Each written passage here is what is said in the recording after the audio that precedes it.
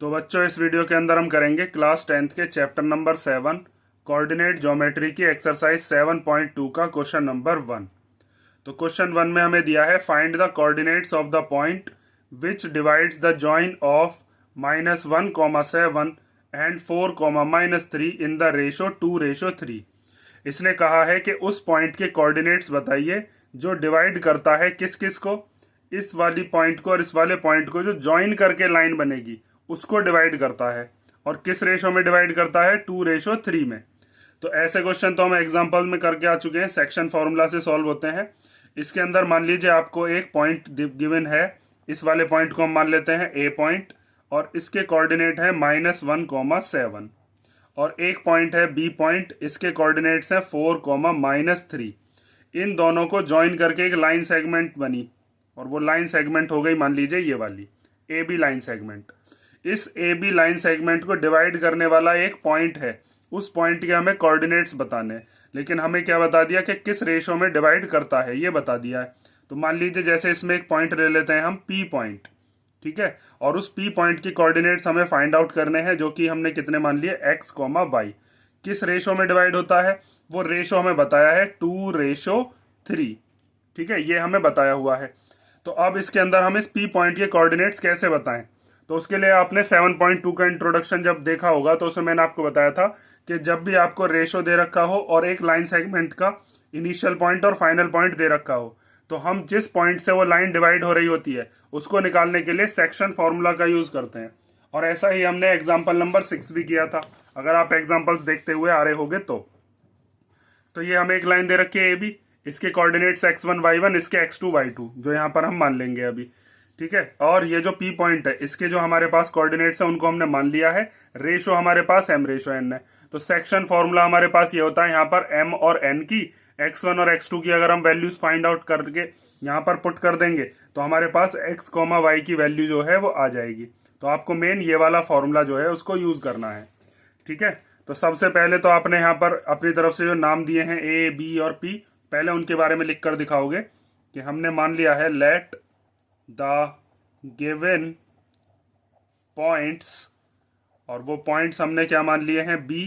पहले एक पॉइंट माना है ए और उसको माना है -1, 7 वाला, और एक दूसरा है जिसका नाम है बी, उसके कोऑर्डिनेट्स कितने हैं हमारे पास, 4, -3, तो वो हमने लिख लिया।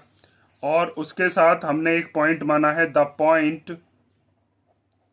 बी पी, और उस पी पॉइंट के कोऑर्डिनेट्स क्या हैं, x, y, जो कि इस लाइन को डिवाइड करता है, विच डिवाइड्स ए बी, और किस रेशो में, इन द रेशो, क्या रेशो है वो, 2:3, ठीक है। तो अब आपको क्या करना है, इस पी पॉइंट के कोऑर्डिनेट्स निकालने हैं। तो पी पॉइंट के जो कोऑर्डिनेट्स हैं x, y, उसको हम निकालेंगे सेक्शन फॉर्मूला से, और वो क्या होता है, mx2 प्लस nx1 अपॉन में m प्लस n, और ऐसे ही इधर my2 प्लस ny1 और अपॉन में m प्लस n। अब बात आती है कि ये m क्या है, n क्या है, और x2 क्या है, x1 क्या है। तो उसके लिए आप क्या काम करोगे, ये जो a पॉइंट के कोऑर्डिनेट्स हैं इनको हम मान लेते हैं x1, y1, और b पॉइंट के जो कोऑर्डिनेट्स हैं इनको हम लेते हैं x2 और y2। ये जो हमें रेशो दे रखा है इसको हम लेंगे m/n, ठीक है। बस यहाँ से अब आपको वैल्यूज उठा उठाकर यहाँ पर रखनी है। तो पहले आप m की वैल्यू रखोगे, m की वैल्यू कितनी है, 2, तो वो हमने यहाँ पर रख दिया। फिर उसके बाद आता है x2 की जगह पर कितना रख देंगे, 4। फिर आता है n की जगह पर कितना रख देंगे हम, 3, और x1 की जगह पर कितना रख देंगे, -1, और फिर उसके अपॉन में है m प्लस n, मतलब कि रेशो का सम। तो यहाँ पर आ गया 2+3। ऐसे इधर करना है, m की जगह पर कितना आ जाएगा, 2, फिर यहाँ y2 की वैल्यू, n की जगह पर 3, यहाँ पर y1 की वैल्यू, और फिर अपॉन में क्या है इसके, m प्लस n, मतलब 2+3। तो अब आपको क्या करना है, y2 की वैल्यू कितनी है, 4, सॉरी -3, y2 की वैल्यू कितनी है, -3, और y1 की वैल्यू कितनी है, 7। अब आपको बस इसको सॉल्व करके और रख देना है। आप ये चीज याद रखना कि m की मल्टीप्लाई होती है किसमें, x2 में, और m की ही मल्टीप्लाई होती है y2 में। देखो यहाँ पर m x2 m y2, और n की मल्टीप्लाई होती है इधर y1 में, और फिर ऐसे ही n की ही मल्टीप्लाई इधर भी हुई थी किसमें, x1 में, ठीक है। तो यहाँ से अब इनकी वैल्यू रख लो। तो 2 4 जा कितना हो जाएगा 8 प्लस 3 1 जा कितना हो जाएगा 3, वो भी माइनस का, अपॉन में कितना है 2 + 3 हो गया 5, और इधर 2 3 जा हो गया माइनस का 6, और 3 7 जा हो गया 21, और अपॉन में 5। यहाँ प्लस माइनस माइनस हो जाएगा तो 8 - 3 अपॉन 5, यहाँ माइनस का 6 है प्लस का 21 है, तो माइनस प्लस क्या होते हैं माइनस, इसको माइनस करके आ गया 15, अपॉन में क्या आया 5। 8 में से 3 गया तो कितना बचेगा 5, उसके अपॉन में 5। 15 के अपॉन में 5 है तो इसको तो कैंसिल कर सकते हैं, 3 बार चला जाएगा, यहाँ पर आ गया 3।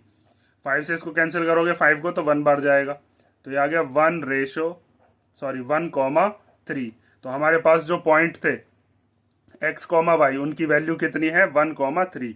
यही हमारे कोऑर्डिनेट्स थे जो हमने माने थे x, y वाले। ठीक है, तो ये हो गया आपका क्वेश्चन नंबर 1। बस मेन सिंपल इसमें तो यही था कि हमको जो सेक्शन फॉर्मूला है वो सेक्शन फॉर्मूला लगाना था, और हमारा जो आंसर है वो आ गया। नेक्स्ट क्वेश्चन करते हैं नेक्स्ट वीडियो में, इसको कर लो, इसमें कोई डाउट हो तो कमेंट करके पूछ लेना।